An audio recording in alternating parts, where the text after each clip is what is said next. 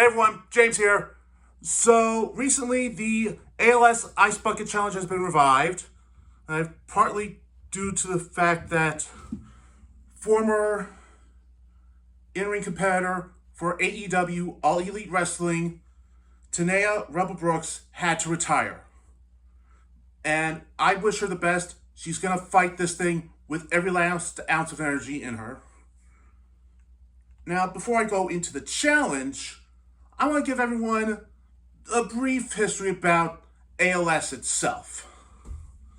ALS, otherwise known as amyotrophic lateral sclerosis, or Lou Gehrig's disease, and if you don't know who Lou Gehrig is, look him up online, and is a disease that attacks right here in the brain and right here in the spinal column.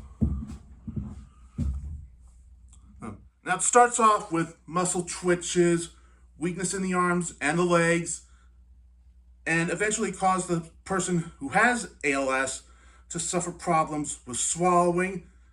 It causes slurred speech, and eventually the person will have problems eating, moving, and breathing. And as of this video, there's no cure for it. However, there are treatments and research for therapies that are ongoing.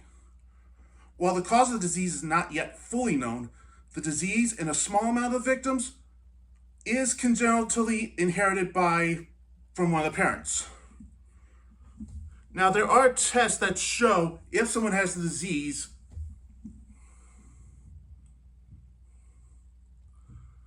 and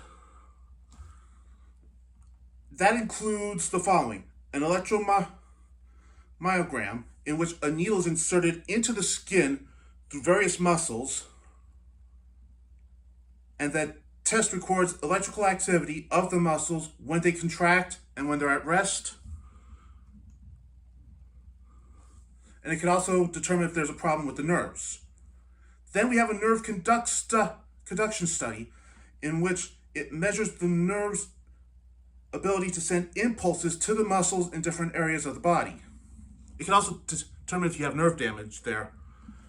And it's often conjunction done-wise with the electromyogram. Next up, the good old MRI, which uses radio waves and a powerful magnetic field to produce detailed images of the brain and spinal cord.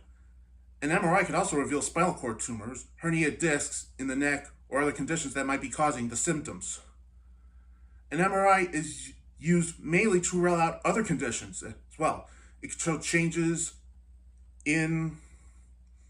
that suggest ALS in some cases.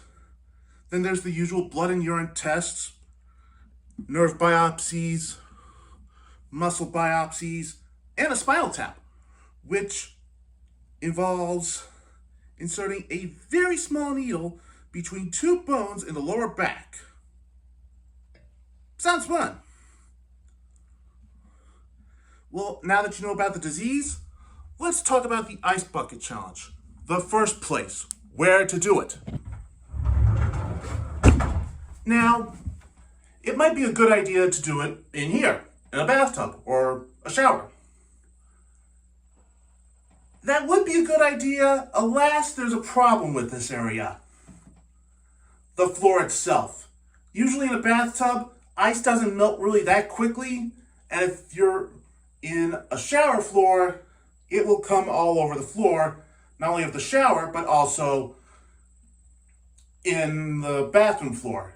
And as someone who has to live with people, the last thing I need to hear about are slips and injuries. So, this place, no chance. Okay, so we're going to have to go outside to do this type of thing. Okay, that's a good idea. But where? Outside. Could we do it on the driveway? Not exactly a good idea. What would happen is, the water would go into the driveway and the ice will eventually melt, but it'll take a while. And we need to get rid of the ice and the water quickly. So, I am going to go to where I'm going to do this challenge. Right here And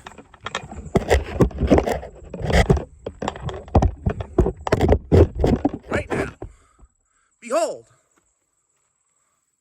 Yeah, I'm doing it outside on grass. What's that you say? Why grass? Because the water will melt into the grass, and the ice will melt into water, which will go into the grass. So it all goes into the grass.